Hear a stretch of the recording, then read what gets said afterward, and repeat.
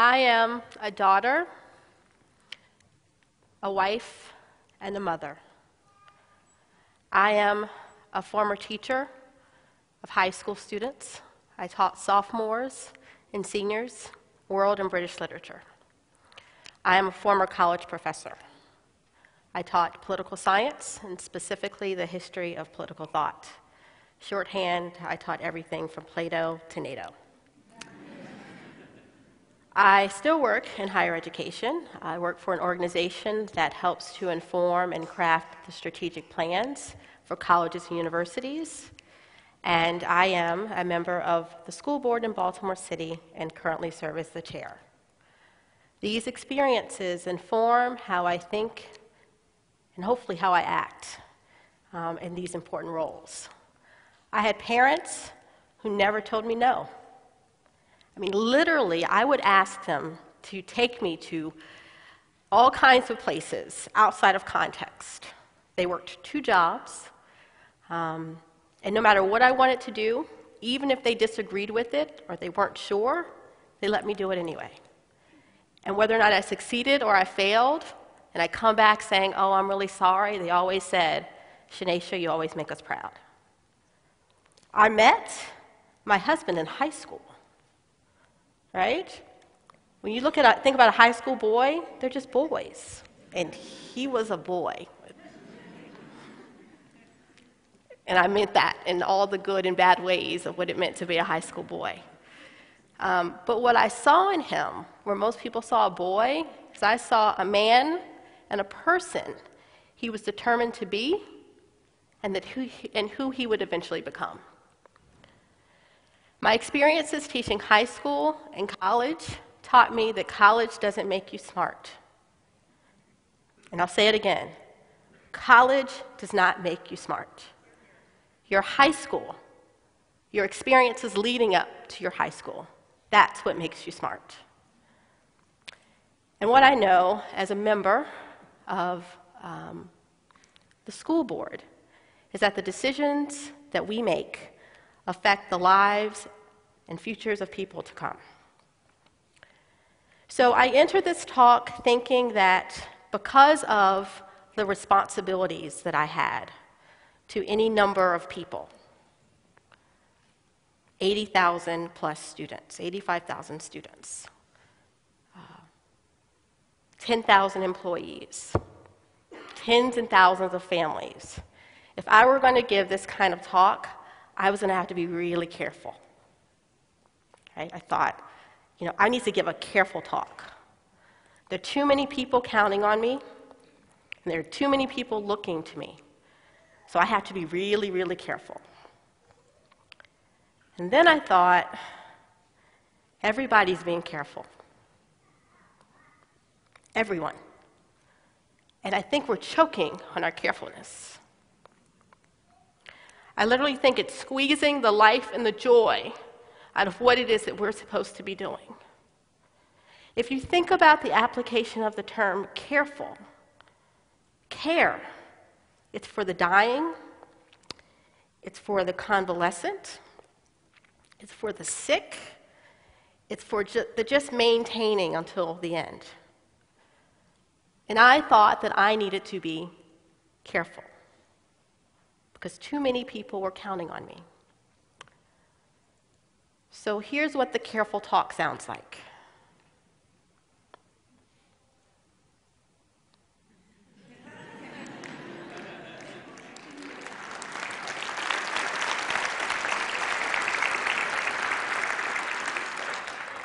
And even if the careful talk has words, the words tend not to amount to a lot of anything important. So I'm trying to figure out when careful became code for fear, when it became the pretty and lovely cloak for silence, when it became the active pursuit of inaction. So what I decided was that I'm not going to give a careful talk. I'm not going to give a careful talk because, in fact, too many people are looking to me and to people in my position, and too many people depend on me and people in my position for me to give careful talks. So much for careful. So when I look at why these roles that I sort of define for you inform my thinking and my action, I think about the fact that if you go into our schools, because again, college does not make you smart, and I will make the argument that your high school diploma is still one of the most important credentials that you can earn in life, because it's a gateway to so many other opportunities. But I'll get there in just a moment, hopefully, if we're lucky. If you go into our schools, do our schools say you can't do it? I would go to my parents, 15 years old, and I have this crazy idea that I wanted them to, take me, out into Baltimore City. I grew up in a small town. I want you to take me to Baltimore City. There are these group of students that are working on community service, and I have to spend a weekend at St. Lo Park in the old Johns Hopkins mansion, right? No running water. You're just going to drop me there for the weekend. And my parents said, okay. Drop me off on Friday, pick me up on Sunday. When we walk into our schools, do our schools say that you can do it? Do our schools say yes, or do they say can't, don't, shouldn't, wouldn't, don't try? When you walk into our schools, do you see your children's future spouses, husbands, friends, colleagues? Because if you don't, we have a problem. If we're creating experiences where a student believes that there's more aspiration and opportunity at home, on the corner, or chasing whatever the quick, fast take is than what's in the classroom or in the schools, we're not doing the right things. Because school should be where we see the cultivation of future colleagues, friends, partners for your children and for my children. So the things that we do affect those kinds of experiences. And when I say that college doesn't make you smart, it's because I don't want us to use college and college going and the college degree, all important things which have defined my life, as an excuse for forgetting that the high school diploma is still your gateway credential. It is still your gateway credential. It is still the representation that I have what it takes to launch to my path for success. Whether it's the first path, the second path, the third path, whether it is straight to career, whether it's to college, to apprenticeship, the college diploma represents something meaningful. And we have to make sure that we're invested in ways that it continues to do that. Okay, so if you don't mind, I'm going to put on my political theory professor hat on. It is said that Prometheus felt so sorry for human beings that he gave us the gift of fire. And that Zeus was so furious, he was so furious that among other things, he gave us hope. It is actually debatable whether or not between the gift of fire, or the curse of hope, which is the gift and which is the curse. But they are ours. They were given to us. And if we think carefully what fire and hope represent, I think it really, really allows us to understand what the charge is for us.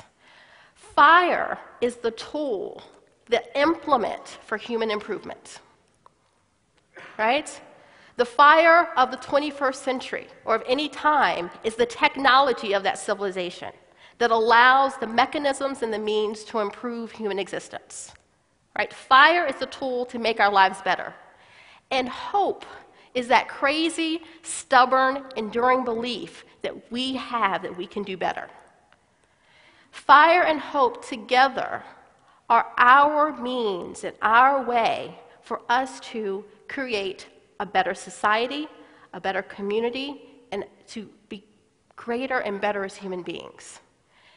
I do not suggest that we're perfect as human beings. We are all together beautiful, great, grotesque, monstrous, wondrous, but we're human beings.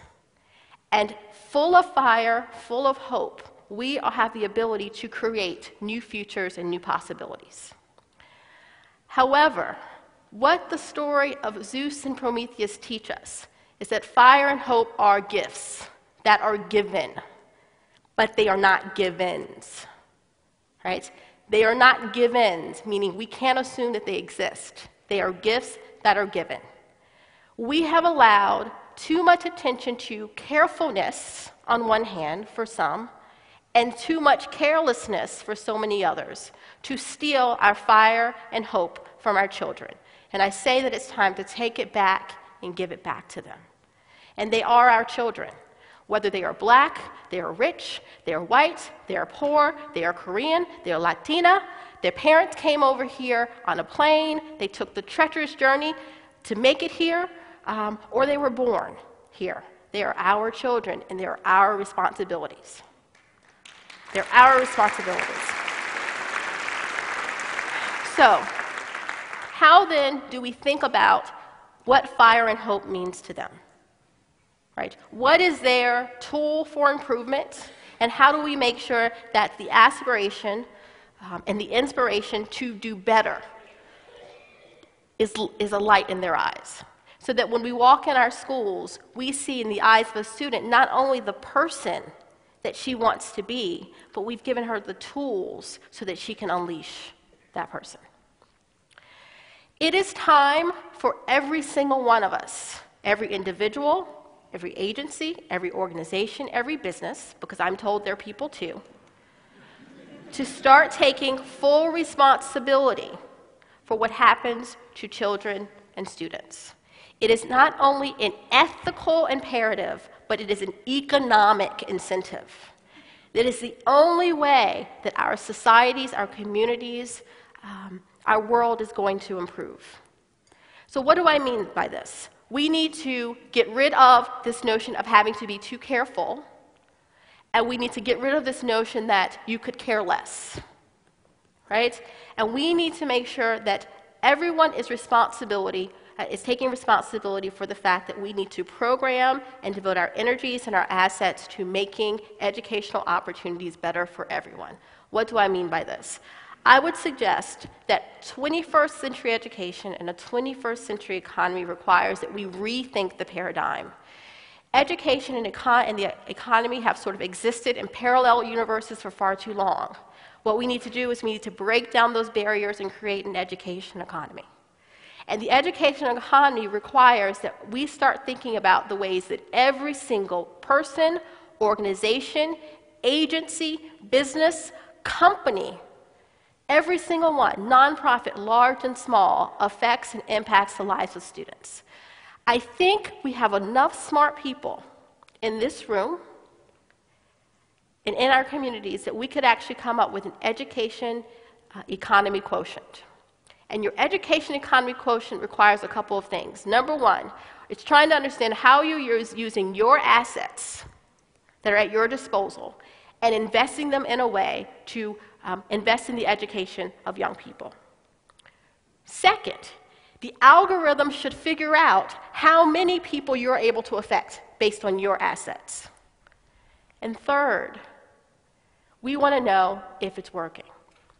And this becomes our metric for judging not only these organizations, but this becomes my metric for how I navigate the economy, right?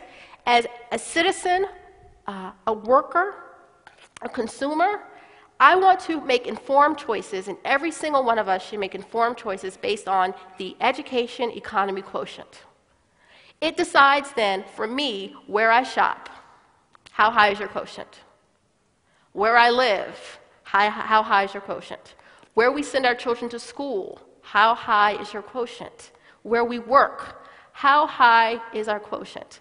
And this is not just about a feel-good activity, because it is the right thing to do, but it is the only way that we are able to take full responsibility for what happens inside of our classrooms, right? Because I don't mind having a conversation about college, but I refuse to have a conversation about college if we don't talk about the gateway credential, which is the high school diploma. And we need to figure out how it is that we're applying our respective resources to make real, demonstrable change for children and young people. And every single person is responsible. Every person, every player, every agency, public, small, private, large. And for every single person, in every single entity, we should be able to come up with this education economy quotient, because we want to know how we figure. It is the only investment, given what we know, and it's the only investment that we can make that we know has demonstrable, long-term effects, and it can transform the lives of young people. Thank you.